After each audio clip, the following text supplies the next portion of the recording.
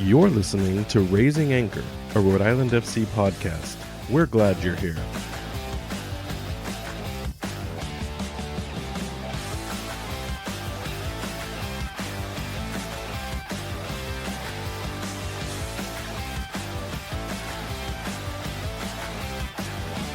Hello, and welcome to Raising Anchor, your podcast and source for all things Rhode Island FC. I'm your host, Matt Inchikin, coming to you on Thursday, January 11th, for our first episode of the new year. We've got a lot to catch up on as we go over all the recent signings that bring RIFC's roster to 15 players so far. We'll discuss what we think the starting 11 looks like, and share what we've learned about the upcoming preseason as the club gets ready to play its first match against New Mexico United in just 64 days. To go over all of that is my very refreshed-looking co-host, Jason Carey. Jason, how is it going, my friend? Going pretty good. Refreshed maybe because I slept for a long time yesterday. Just yesterday? I guess we had a break. Is that what you're talking about? Yeah. I mean, we haven't recorded in, 2 weeks? 3 weeks? Has it been that long? I swear we were just doing our emergency pod like yesterday. I mean, it's been a whole year since we recorded a podcast. Oh, man. Do we even have listeners anymore? Well, luckily for them, I mean, we did have the pre-recorded content with our interviews with Mayor Grevian from Pawtucket, from the city of Pawtucket, and then also, of course, the secret treat being co-founder and co-owner Michael Parkhurst, and getting to sit down with him. We got a lot of praise and a lot of additional questions, actually, from the Parkhurst interview, as he kind of opened up a little bit more about the inner workings and kind of what the intent and plan is behind the club in both this year and kind of the years to come. I was really bummed that you weren't able to make either one of those interviews. It's always more difficult when my co-host, who can kind of complete my sentences, isn't there when I want to interview somebody. So I was struggling a couple times with Mike. Sorry, buddy. I think you did a great job, though. Yeah, just, my job is not always flexible, so just can't always drop anything, and just get where I need to be sometimes. So, I mean, we're almost 2 weeks into the new year, though. How has the new year treated you so far? Is it a new year, new you?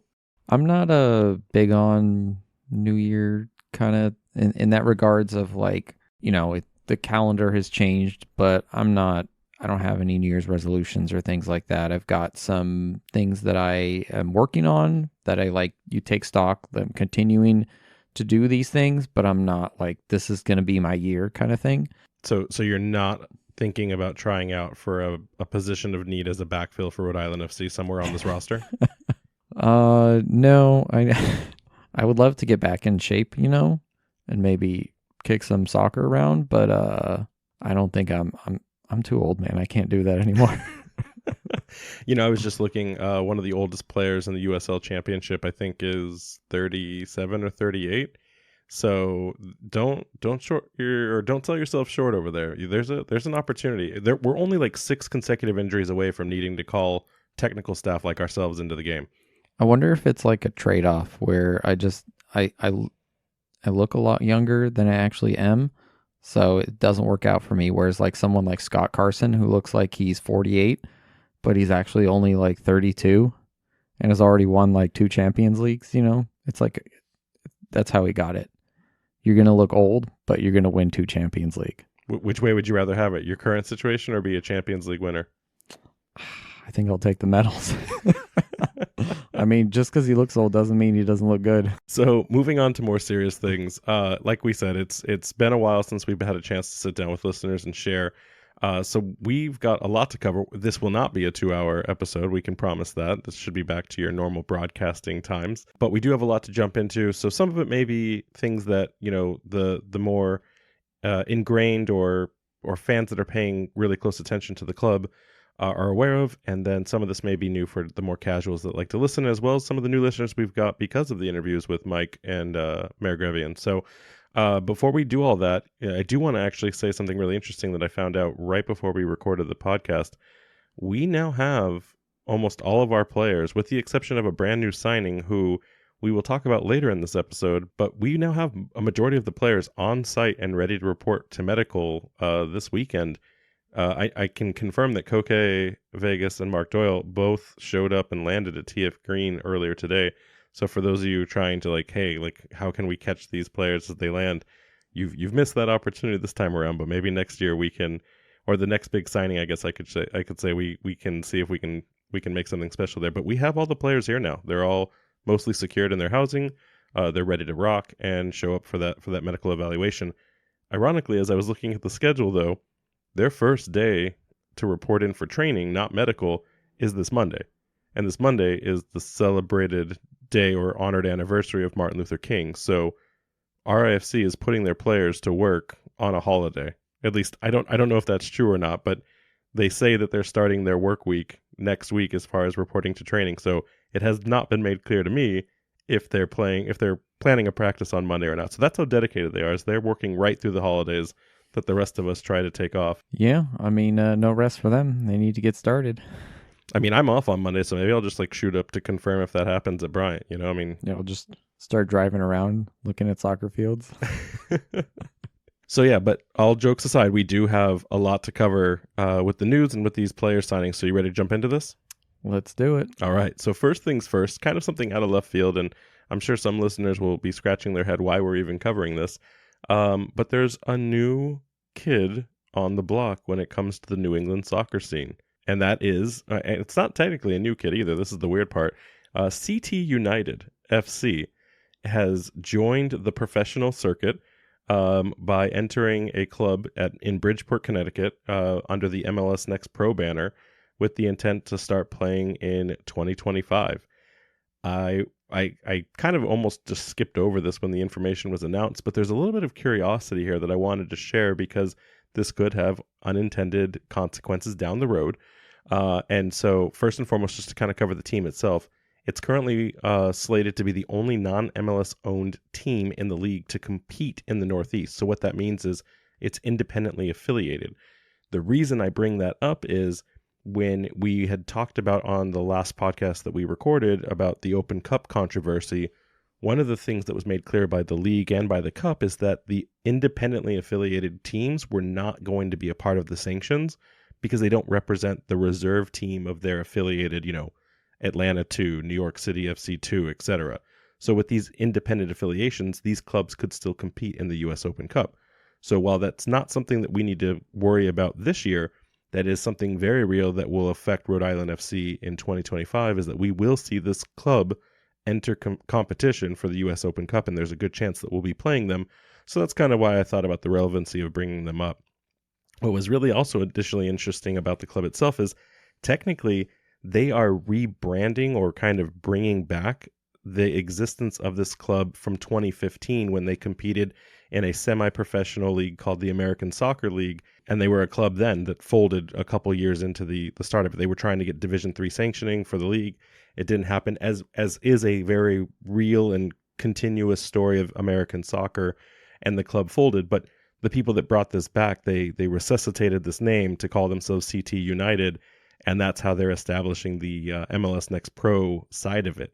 So this club is both now the oldest of the non-Division I teams in our league, but they're also going to be the newest joining in 2025. It's kind of like a Back to the Future, like I kissed my mom in the past kind of thing going on. I thought you said this club was in New England. They're in Connecticut. I'm not a big fan of when you can't disappear for 10 years and then just kind of claim that you're still running. I would give something a pass when the Open Cup had to stop for 1 year because of COVID. I would see how we could give them a pass on that, but it's been 10 years. So they are not, to be clear, they are not claiming they are that club. They are simply claiming the namesake and the heritage of it's a pre-established brand or history. They are not associated, the logos and stuff. You'll see that they're complete distancing. Okay, it's they bought the name and they're saying, hey, we're back, but it was never us to begin with. Oh, okay. Yeah, I see what you're saying. I wonder how Hartford fans feel about this. There'd be almost a weird, it'd be funny if as USL teams, we both hated them more than we hate each other. So, and that's one of the other reasons I wanted to bring this into the discussion is there seems to be a battle taking shape in Division 3 with the USL 2, USL 1, and MLS Next Pro all kind of starting to duke it out when it comes to territory assignment and grabbing up other markets that potentially have soccer rich areas. And Connecticut is one of these weird states where, besides your, is it technically a New England state joke? It's one of the only states that doesn't have any professional sport in its four borders at the majors level, at the Division I level, with the exception of a couple others. But it's the quote unquote biggest population state that doesn't have a team representing it. So the reason I say that is that earlier, before they announced this as an MLS Next Pro team, there was noise coming out of Connecticut that there was a bid in place to put a MLS franchise in Bridgeport. So what this tells me is that they were unsuccessful to show up as a MLS bid, but MLS was saying, well, hey, you could go this route instead. So I don't know if this is MLS's game to start seeing how they can take market share away from the USL, and they announced recently that they're investigating how they could potentially do a pro rel in their internal lower levels. I think this is just them posturing at this point. But having said that, it's one of those things where this is just a way to your point, to steal fans away from Hartford, or to steal the soccer hearts that don't want to commit to New York City or New York Red Bulls and don't want to commit to Hartford or maybe even Rhode Island FC. This is just a way to take some more of that market share. I know we're nerds, you and I, but like I look at this as there's the Nintendo Game Boy, and then Sony makes, their PlayStation Portable, and no one bought it, or Sega Game Gear. No one really bought it because it was too expensive. It was out of touch. But every time you bought one of those devices, it was one less Game Boy in the hands of kids and fans. So I kind of look at this more akin to that. I hate the idea that organizations are buying reserve league side teams. I just don't see how you're going to get people to show up and be excited when they play the likes of New York Red Bulls too. Like I don't see where that will come from, or how you'll grow soccer organically. But it's going to be, again, the soccer wars are real. This is something that will continue to happen for a very long time to come. Yeah, I also struggle to see how people can be fans of teams that are just like MLS Team 2. It just doesn't make sense to me. I know Connecticut, for being a small state, is very densely populated.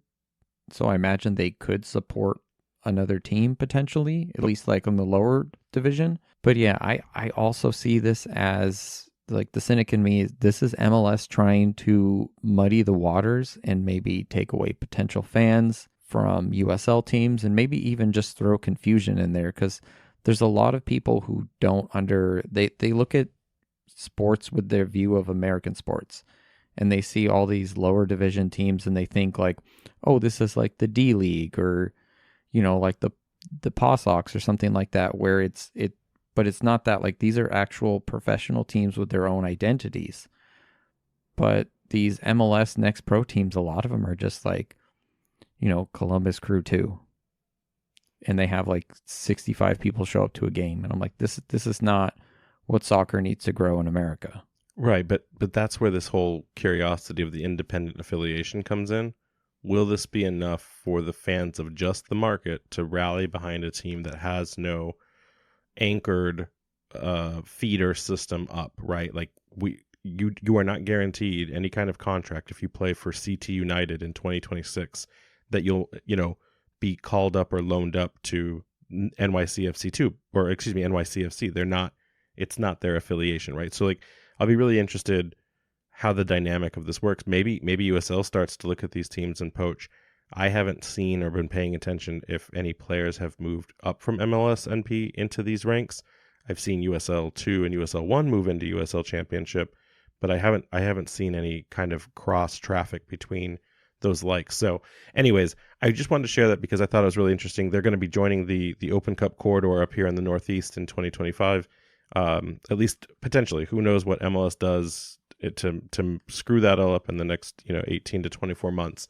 But as it stands right now, that's kind of where we're at. So moving along, we have a new technical edition, which is really interesting because I went back and replayed the tape, and I know that Coach Kano mostly swore that the coaching roster was complete and that we weren't looking to make any other additional expansions into that space. But surprise, we have a new assistant coach.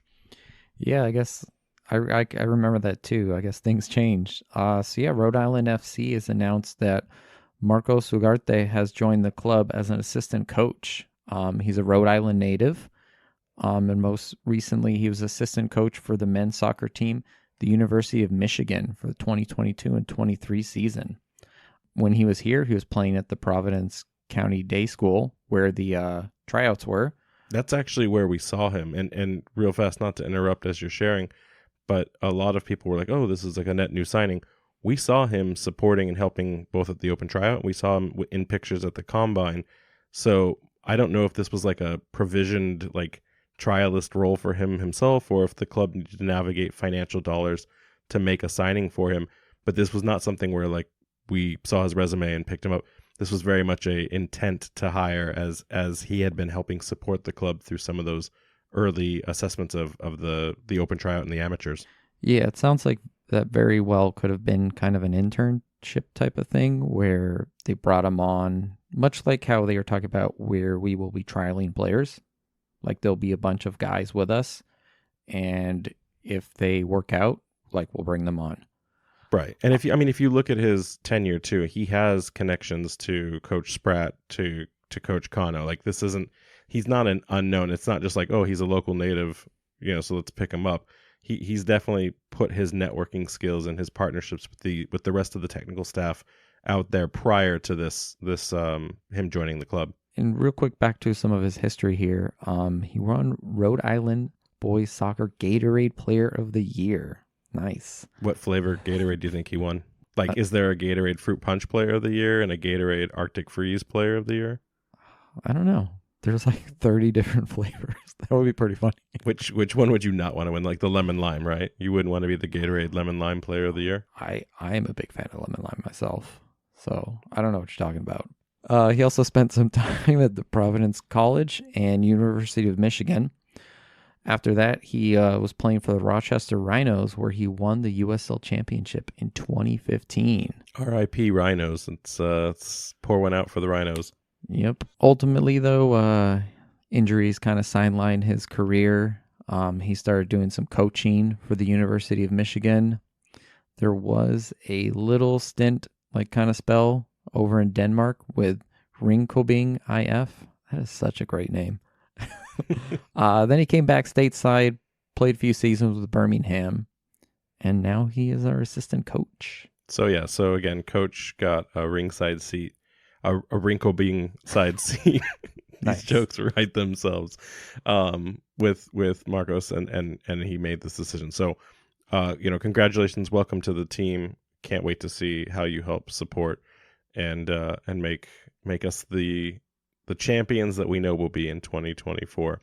By the way, I'm going to get the year wrong at some point in this podcast because it's like at the beginning of the year you accidentally write the wrong year. Yeah, every time you start filling out forms, you just space out. Except I can't take a pen and scratch out on an audio podcast, so I'm just gonna have to wish I hadn't said that. Do they have like an audio version of Whiteout?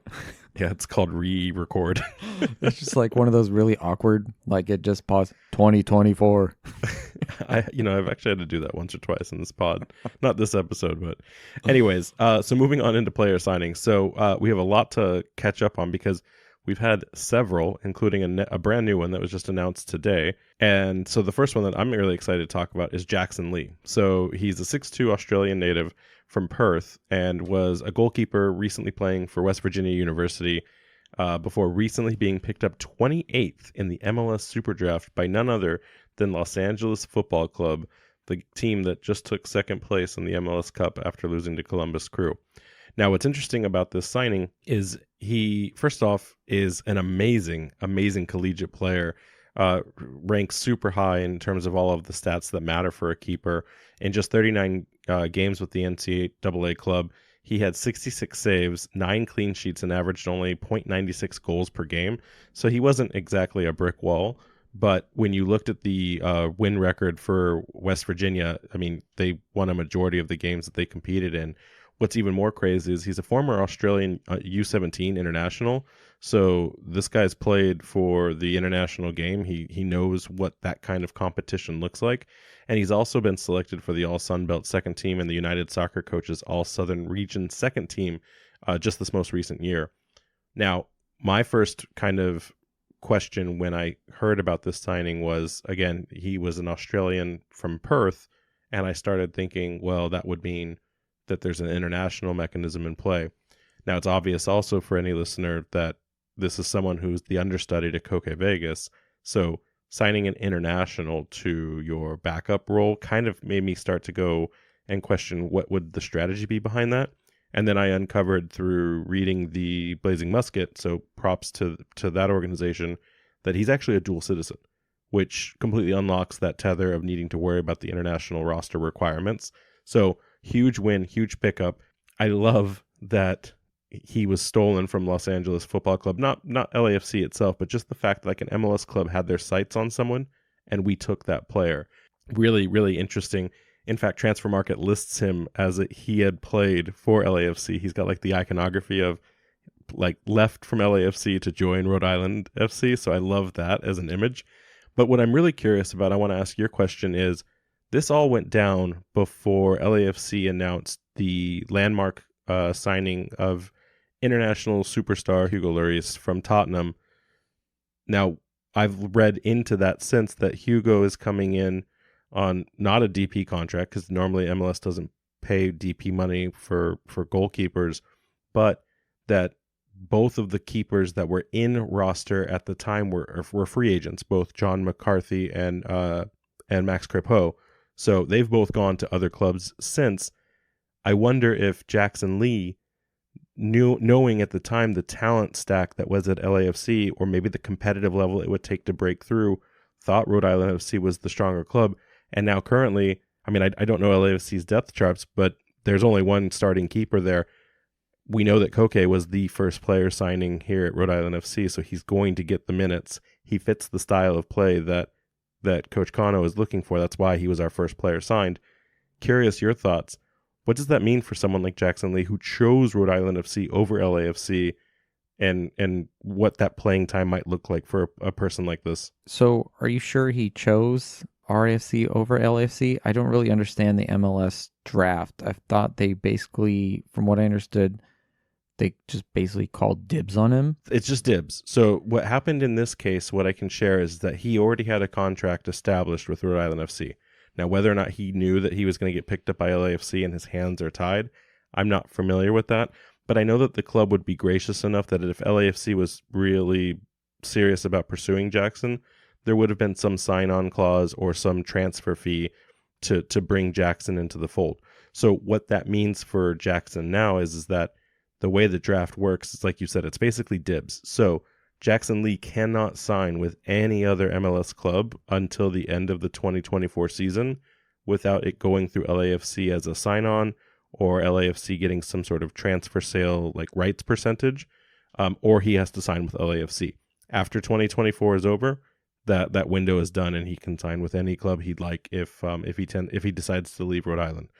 But in that space, when he got announced for the draft, he had already secured his contract rights for our club. So again, I don't think that this is anything other than just business, and he was already committed to the club. And I can't imagine that coach would do any kind of, bamboozling to lie or manipulate a situation like that. So this is just, what it is.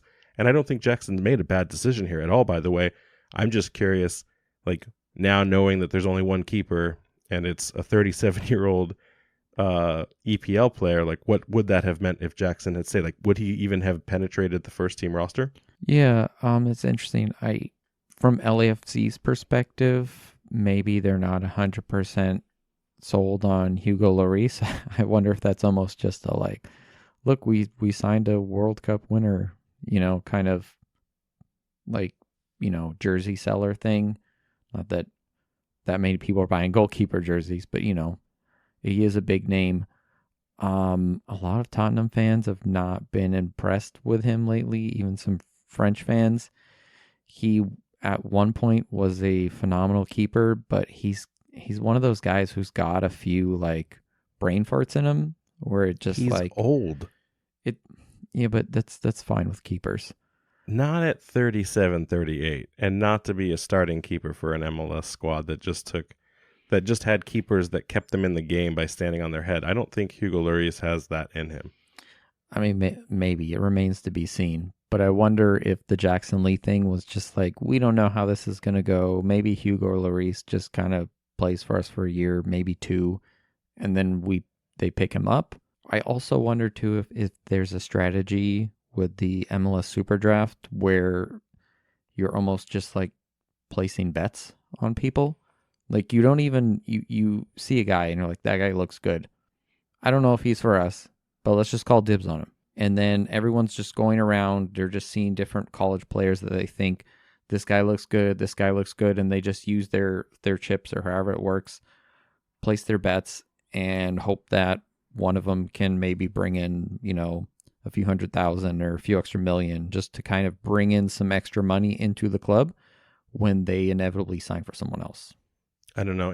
I remember the Discovery Rights program was basically the dibs for professional talent. I know they got rid of that because they used to do the likes of like, we're going to claim dibs and discover Lionel Messi. We're going to discover Cristiano Ronaldo. Oh yeah, I discovered Kylian Mbappe when I was playing, FIFA 14 when he was like a 12-year-old.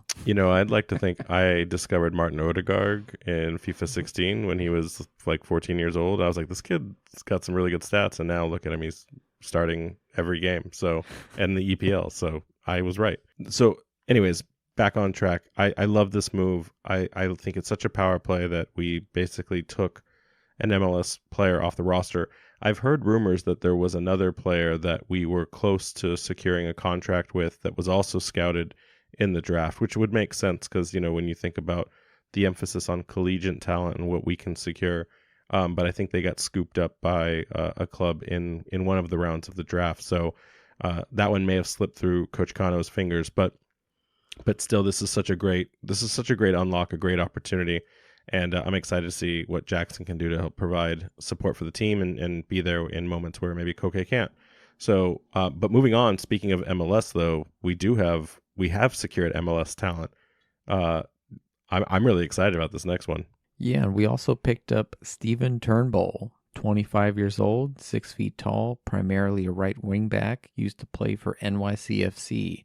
He made 5 starts for them with 11 total appearances, with only 1 loss with him being in the first team squad. I thought that was such an interesting fact. Like you go and look at player stats all the time and it's like total playing minutes. How many cards did they get? What was their goal production, their XG?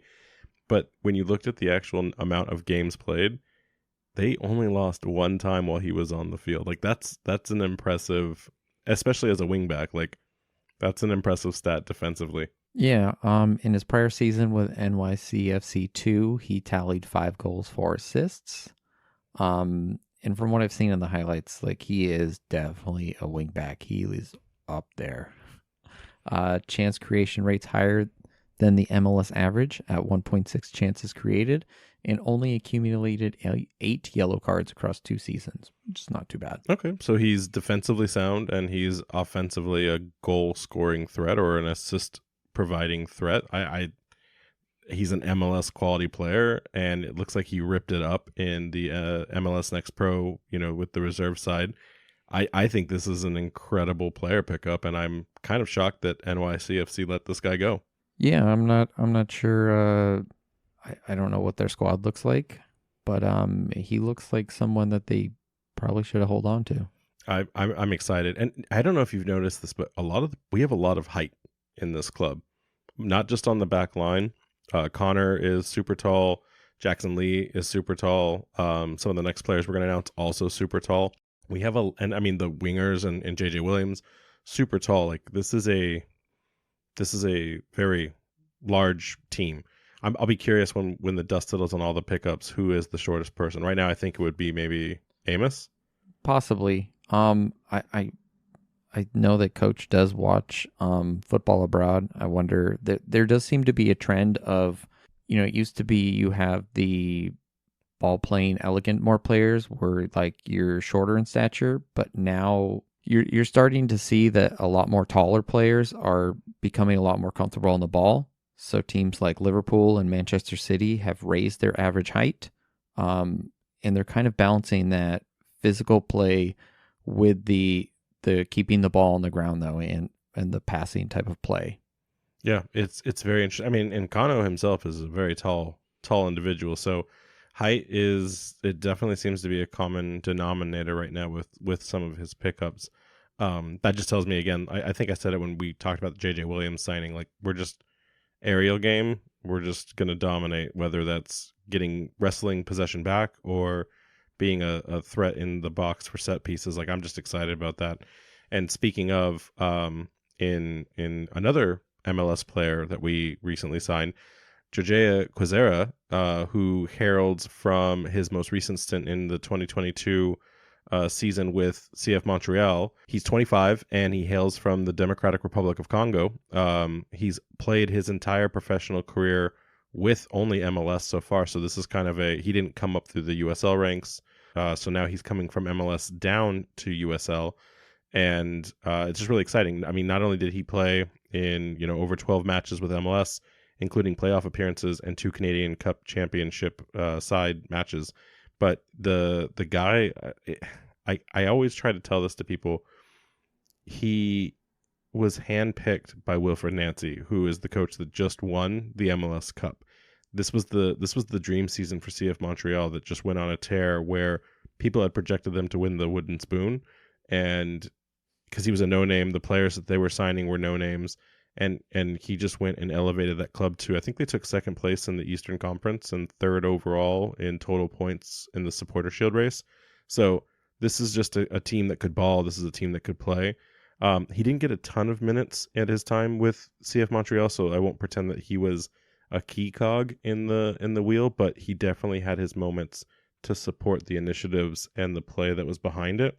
But what I want to kind of bring up as something that I found interesting, and we're trying to confirm more with the club, but he was listed as a midfielder in the signing tile on his, like, on the social medias of bringing him and welcoming him to the club. But when you look at his physicality, when you look at his size, and when you look at his production, and you match all of that against the fact that we've signed Mark Doyle as an international, target winger, he's definitely going to be playing on that left wing. It doesn't make a lot of sense to me to see him play in competition against Mark. And for a player of that particular style, it doesn't really also make sense then that he would be someone who would play as a left mid. So I know it's listed as a midfielder, but I would not be surprised if we don't see Jojea converted into a wing back, because it kind of follows some of Coach's story too, where players of that nature, if they have the speed and they have the physicality, they can go up and down the wing, specifically the wing where they're not tucking in. I think that will suit the needs of the club. I would not be surprised if Jojea gives Gabriel Alves a run for his money in the starting left back or left wing back role. Nothing I can confirm right now. Obviously, it's Coach's team to build, and we'll talk about that in a minute.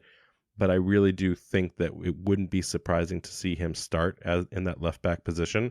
And then, again, with kind of this dual operated mode that Kano seems to be building, maybe he does sub out for a game and lets Gabriel start as a traditional left back, and then comes in to sub off, Doyle after the 60th minute where some legs are tired. We don't have a lot of reinforcements yet on the front half. So this could be one of those things where he can play 1 to 2 or 3 different roles.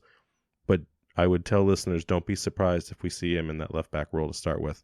And then finally, also, we talked about him being a Congo resident. He is also a dual citizen, so he's not going to be taking up an international spot with that roster. I still don't know the total limits to it. I think so far we only have Doyle then as the one. We need to find that out. We're going to have to do some research and ask the new communications director who joined the team recently to give us the information so we can update listeners on that. Any thoughts on Quezera? Yeah, I watched some highlights. He seems really interesting. Very fast. But yeah, I kind of agree with you in that I think he might be converted more to like a wing back. And I wonder, I guess we'll get to the formation here in a minute or two after we talk about our last player signing. But yeah, when we assume that Coach is going to play a 4-3-3. So yeah, we'll be curious to see what he does with that. Agreed. I mean, that is the formation of choice right now. Now, he has flexibility with some of the reserves that he's signed on so far, but I completely agree. And then so now we have one more announced player. So this is the hot breaking off the press news.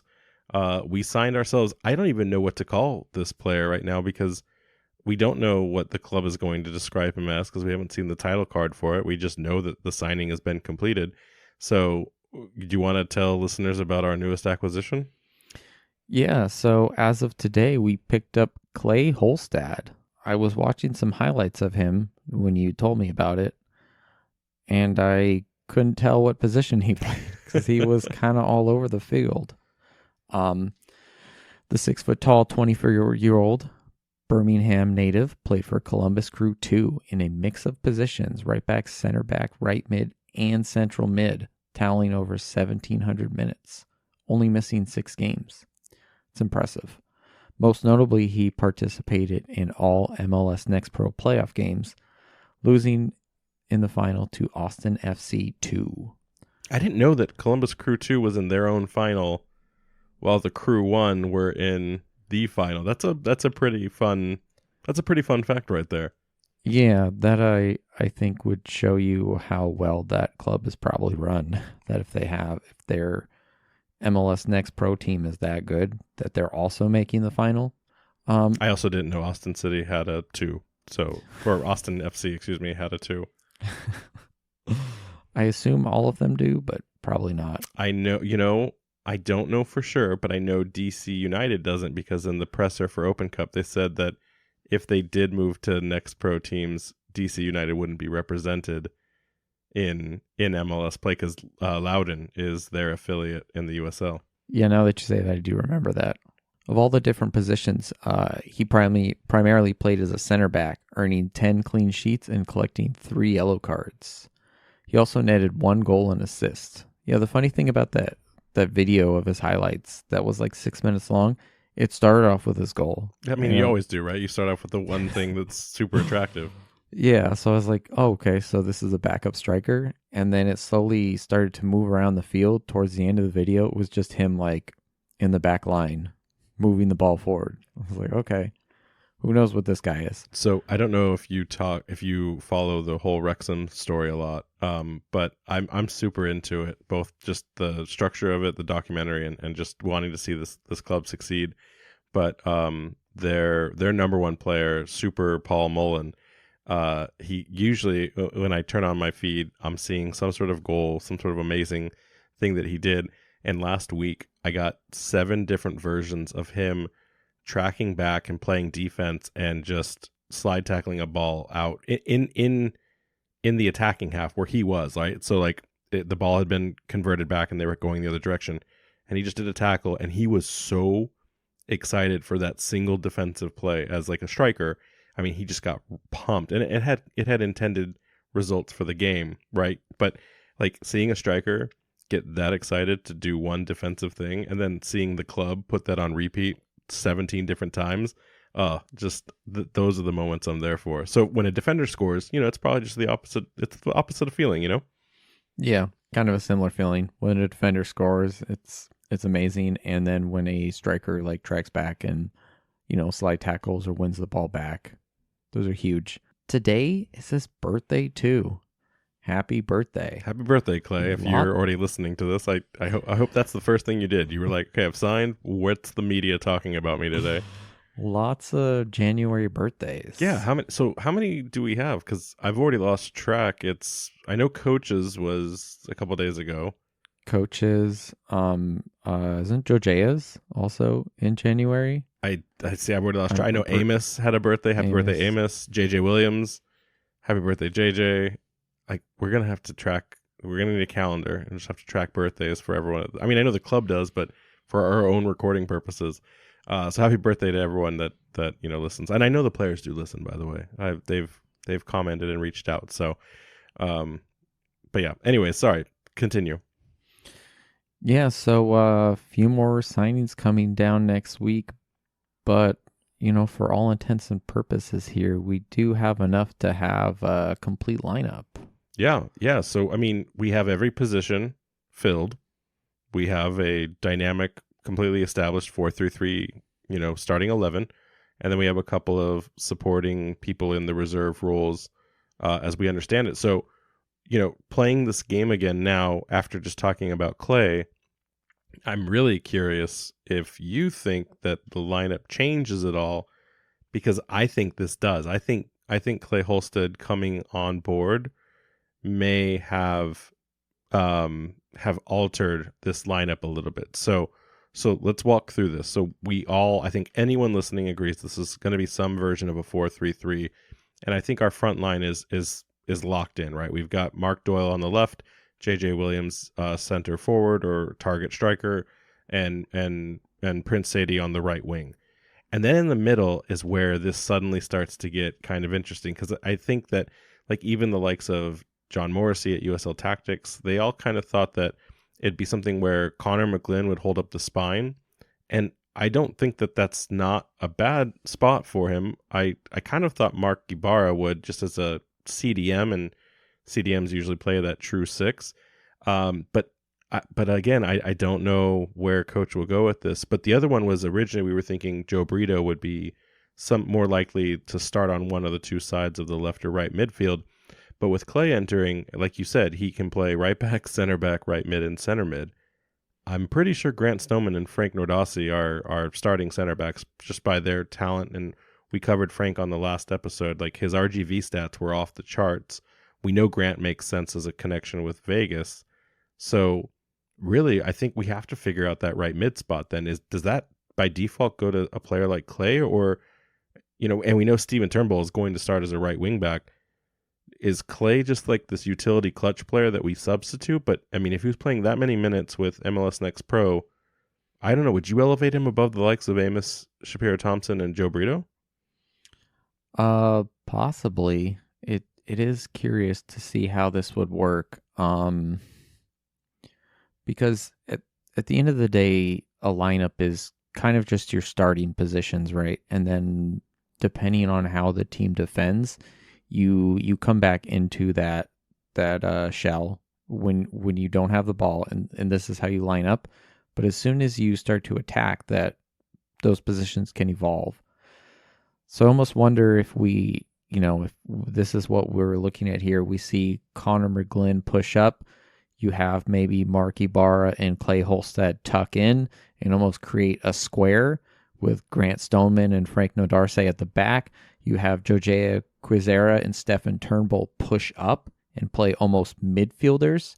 And then maybe we have Mark Doyle and Prince Sadie kind of playing more narrow, with Mark Doyle being the focal point, so that you're pushing everyone forward. Klay Holstead and Mark Ibarra, if they're comfortable on the ball, they can control possession. You have Stoneman and Darce in the back, as well as Quizera and Turnbull with the speed can get back. I mean, maybe we're going full Guardiola and getting crazy. I have no idea what coach is thinking, but there's some interesting tactics we could may look at with this team. So do you subscribe that Ibarra is not in the centerpiece? Because all the analysts we've talked to believe it'll be McGlynn. Connor McGlynn's at that like 6. Do you think that that's what we'll see, or do you think? I don't know. I was under the impression McGlynn was more of a like a little bit more of a attacking minded player, and Mark Ibarra seemed to be more of a CDM. So I'd imagine McGlynn would push up. There's the connection with Sadie with him. So I think that he might be more involved in the attack. Whereas maybe Ibarra is almost like that, the holding that sits in front of the Stoneman and Odarce, and then depending on tactics wise, Klay Holstead was all over the pitch.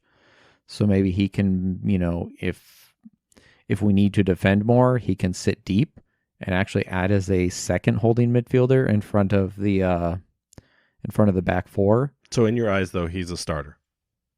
Based on what you saw, based on what you've watched the video and the tape on these other players? I mean, based on video, probably. I don't see, there was video of Brito and Shapiro-Thompson, but Shapiro-Thompson is fast on the ball, and he is also someone with really good ball control from what the video highlights showed. To me, it makes sense to bring him in as like a super sub in the 70th minute and just tear tired legs apart. Burrito seemed more just like your holistic box to box, can do it all kind of jack of all trades. And then, you've got Alves. Those wingbacks are going to get tired. So if Alves doesn't secure the starting spot, that makes sense. So I think unless we get another player, another marquee signing, or another drop next week, I think Clay makes sense as the starter. Yeah, and from what we've seen from Turnbull and Quizera, like they are wingbacks. I mean, we're not even sure if Quizera is actually going to be I mean, in that position. let's just commit to it. He's going to be the spot, because otherwise it doesn't make sense. Because then if you don't put him there, the talent is too stacked in the midfield to swap out the likes of Mark Ibarra or Clay. Like you're not getting the same thing out of someone like that. No, I'm willing to put some money down that says that Quizera is our left wing back. These lineups change too, depending on the opponents. Maybe a more if we need to play more defensive, maybe it is Alves. Maybe if we assume that we are going to control the ball, we put in Quizera and then push Quizera and Turnbull way up there. Right. We do some sort of like 3-4-1-2 kind of situation at that point. Yeah. No, I get it. All right. Well, look, I'm excited. I think the one thing that we didn't talk about, but to move through it really quick, is while we have a complete team, we definitely still are missing some depth pieces. So if Clay is a starter, I don't think we really have enough strength at center back and right back. I'd like to see one more player that can pick up and fill those roles, because while Clay can do one of the rotations if we need to sit someone, then it's still, we should have one more player in that space. And then I think we're lacking on a player of some sort of caliber that can play on either side of the wings. Like we said, Jojea could move up and cover Mark Doyle on a bad day or an off day, but you still want someone more dedicated in the attacking minded space up there. And then I think we're going to need some sort of backup goal production or striker, someone comfortable to be up there in the front lines and keep JJ Williams honest in his role as a starting 9. Yeah, so I think at that point we're looking at minimum 3, probably 4. I mean, coach says the roster build's never done, but I think for the team to feel comfortable going into the season, like minimum 3, they probably want 4 or 5. Yeah, I think 18 is the minimum, and I believe they'll be really comfortable if they're at 20 to 22, right? So anticipate at least 3 more signings. We know there are several signings in the works, and there's conversations. We just don't know what those roles or who those players are. But I would imagine 18 is the right number, and if anything after that, we're just going to be in a good spot. So let's move forward, because we've got a couple other things to talk about around timelines and events. So we've teased, we've hinted at, and I think the club's announced too with Kano's Corner that the players report in for medical this Sunday. And we joked earlier that the first day of training is just registered as beginning next week, which is technically Monday. So they could be playing on Martin Luther King, the day that it's honored, or they could be not. I don't know, but we do know that those will begin as closed door practice sessions and strengthening and just improving athleticism and making sure players are at their physical best. And then moving into that space, they'll be competing and playing and scrimmaging in the indoor facilities at Bryant. So really interesting. I had seen Hartford announce their massive dome building for their preseason, and it's their training center. And it was a partnership with one of the local businesses in Connecticut. And it got me thinking, not so much for Bryant, but for Tidewater, where will that facility be in existence for Rhode Island FC when we start playing? Because I don't know that they've purchased any other property. They haven't shared that. And I just don't know what that plan is. They've been so focused on building the stadium. I'd love to know if they plan on kind of creating or leasing or renting that same kind of space somewhere else. I didn't know Bryant had an indoor facility at first, and then I went and did some research. They do. It's tight. It's not nearly as big as like the Hartford complex, but they will be able to play in those indoor facilities. And then of course they'll be doing outdoor practicing to condition, because we'll be playing a lot of our first games in some very cold weather. So that's something that will be coming up right after the medical evaluations start. And then what I can confirm for fans is that the club is exploring some sort of potential meet and greet for fans to come and meet the players after a practice, potentially watch a practice. That isn't confirmed yet. They're still exploring if that's an opportunity. But it's more because of, again, just the security and the space that Bryant has available. If it's an outdoor piece, like, of course, that's not something that they would shy away from. But Bryant's facilities are, like I said, they're very tight. And then also, too, like, I was just kind of thinking about the pros and cons of something like that. If you have trialists on site to be practicing against the team or trying to earn a spot, or maybe you have players that, like, you haven't really officially signed yet, you may not want people to come by and poke around and be like, oh, this player is coming online. Okay, I didn't know about that. So it may or may not happen. I know that the club is eager to try to explore something like that. I know a lot of other clubs in other leagues, they have kind of they have a mentality where it's open door, come watch us, or it's closed door and, like, don't even come near us, don't ask. So the fact that the club's exploring it, it kind of shows that they're really trying to balance the operational disciplines and then make sure that they support what the fans want in the space. Yeah, that's a good call out though, with the trialists and potential players who maybe not announced yet. So I imagine if they were going to do something like that, it would be a very special curated event where they only have like the actual, the actual team. And then depending on what the roster would be like at that point, it might have to be like a 5-a-side or something if there's not enough to do a full 11v11.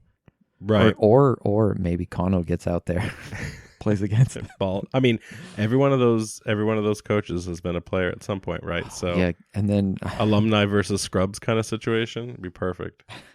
So, and I can also say too, and I'll just jump to this, is that we do know that after the club gets orientated and they start their practices, they will be going down, as we had mentioned earlier last year, that they'll be joining or they'll be going to the IMG Academy for preseason training in Florida. And they have some interesting lineups and some games there. Now, the only one that's been confirmed, which I love, is they are playing a closed door match against Orlando City in the MLS. And some people have joked online like, oh, it's just going to be their reserve squad. It's not going to be their reserve squad. It will be a mix of their, starters and their subs. But those are people that need to get into preseason. And if Orlando's coming into this thinking, oh, we can we can dunk on some Division II team that's never been a team before, that could be like the mental preparation you need to psych players into a winning season. Like, I wouldn't be surprised if Orlando's fielding a lot of their A-listers, thinking that this is something that they can brush through, and then I wouldn't be surprised, knowing how good coach is, that Rhode Island FC comes to show up for that. It is closed door, but I'm going to do everything I can to find out the score. That's the one thing I want to check into.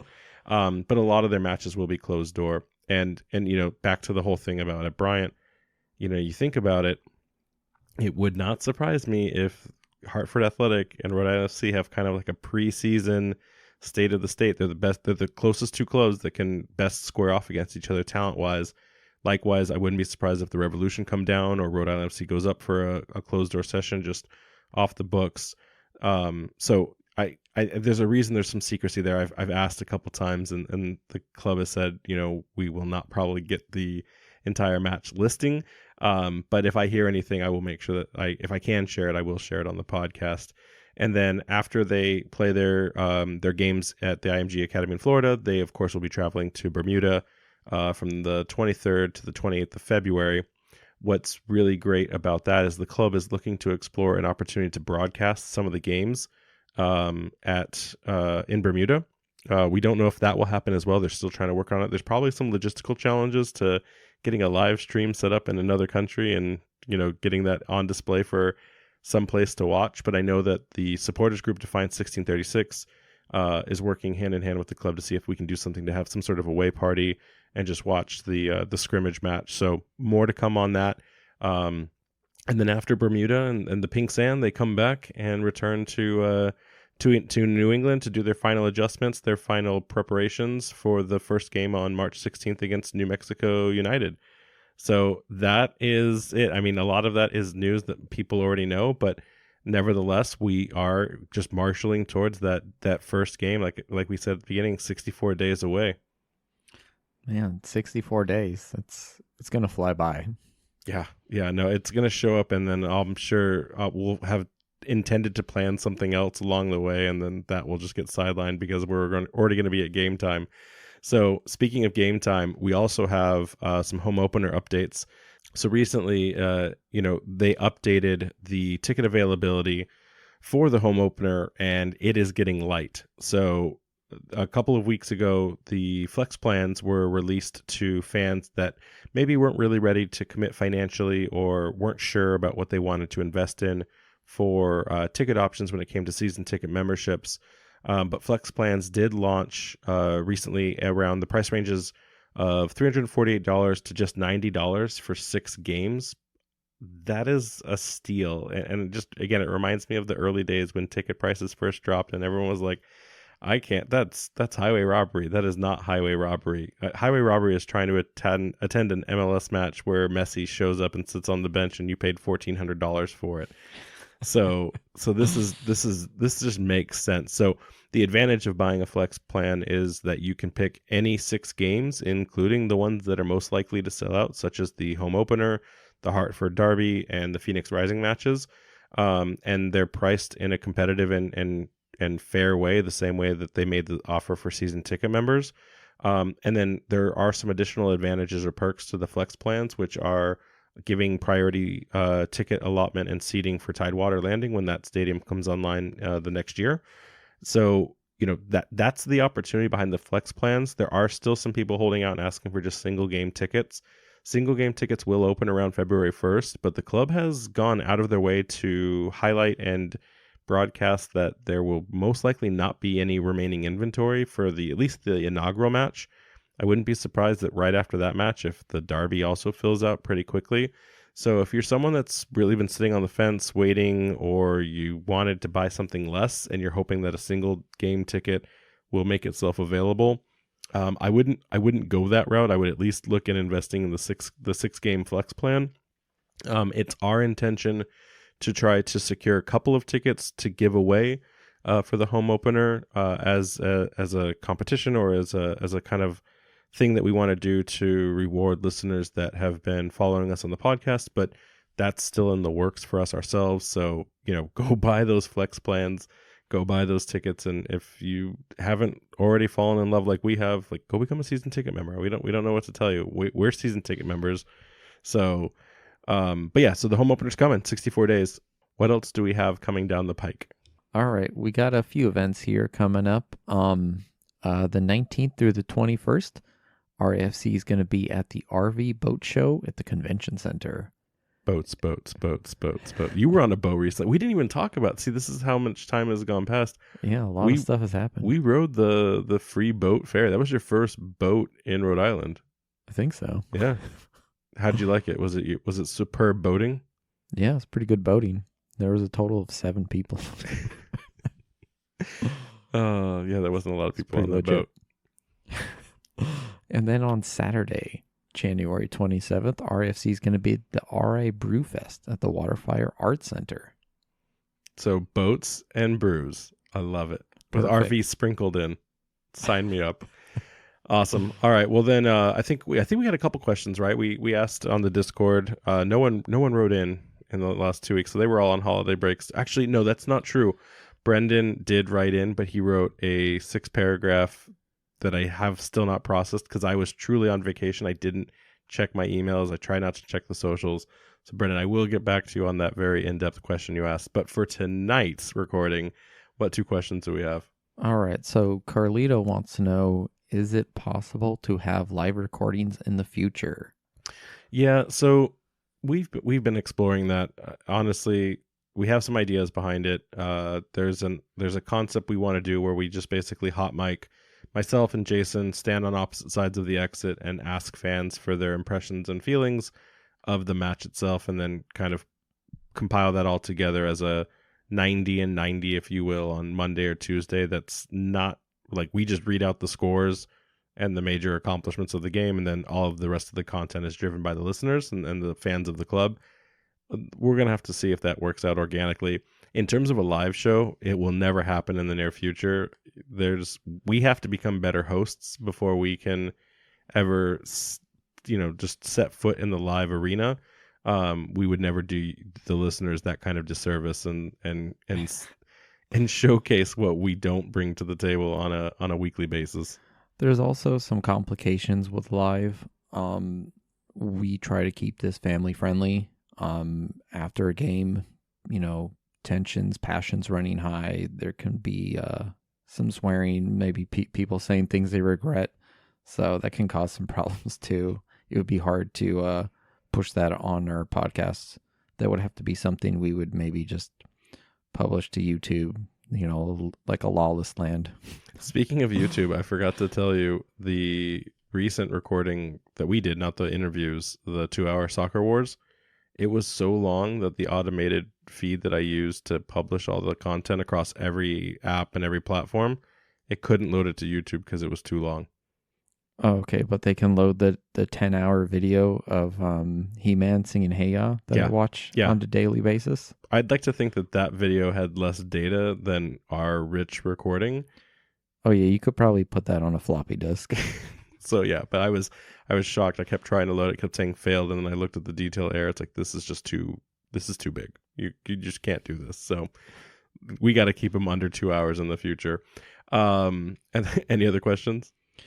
Yeah, and Tim wants to know here, if we are able to watch practice or games, what do we think we will learn about the coach's playing style that we haven't already heard about on the podcast? So we just covered a lot of that in terms of formation. Do you want to take a stab at play style or anything that you think we might unpack or learn? I think some of what we are talking about is it is speculation. Obviously coach is not going to just straight up tell us his tactics. You don't want it to be out there so that other teams know how to play against you. He's giving us vague ideas about maybe, where the direction he wants the team, like if you say, I want to control the ball, I want to be attacking, we want to be physical. I mean, a lot of teams play like that, right? So that's not an indicator of the style of play you're going to see on the field. They're just certain attributes that you can use to describe what you're seeing. The easiest, for most people is comparisons, right?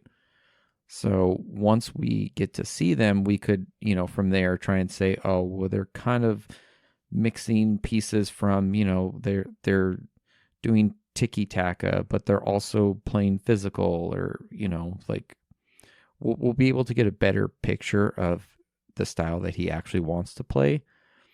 So, I don't know if we're going to get to see too much of them before, the inaugural game, but hopefully, with the Bermuda thing, maybe there's something we can set up and kind of get a glimpse at what we might expect for the season.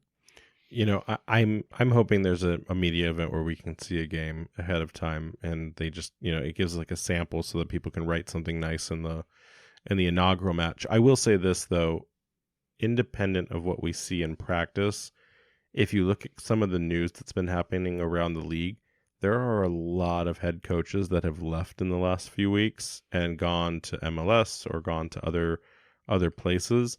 So, I said this in a tweet, but we've had 10 months to let Kano cook.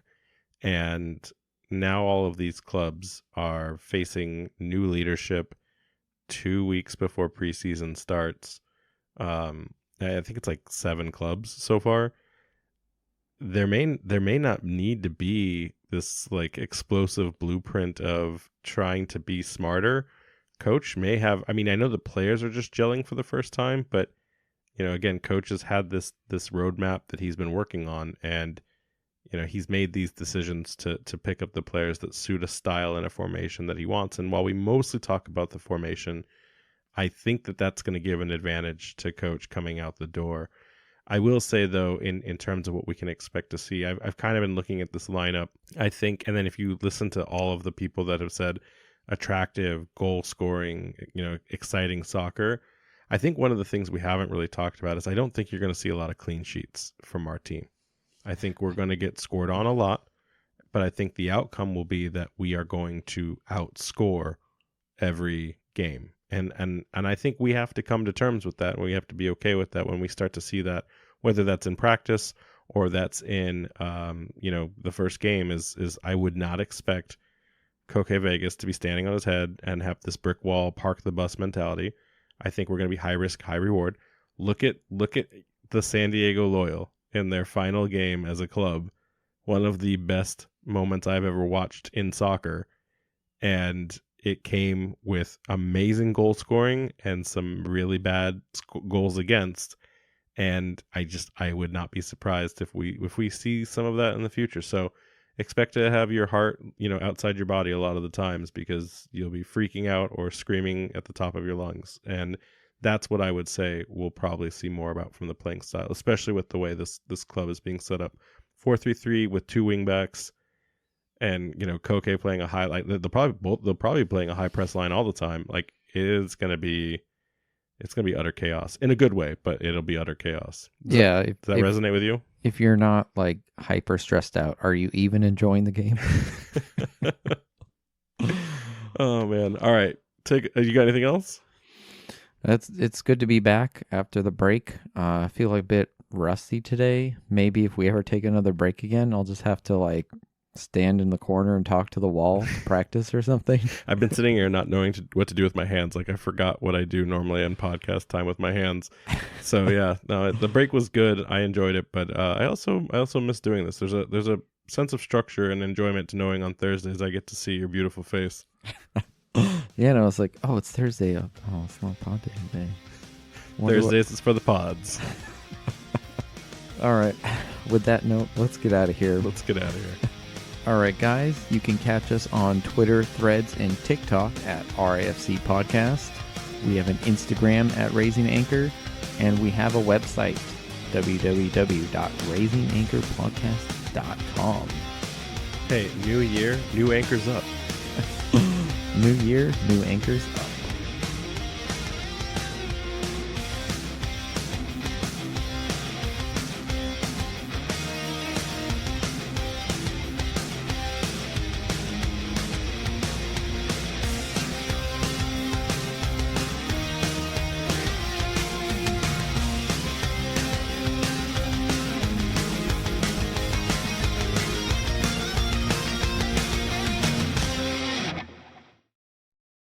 Yeah, so we also picked up Steven Turnbull, 25 years old, 6 feet.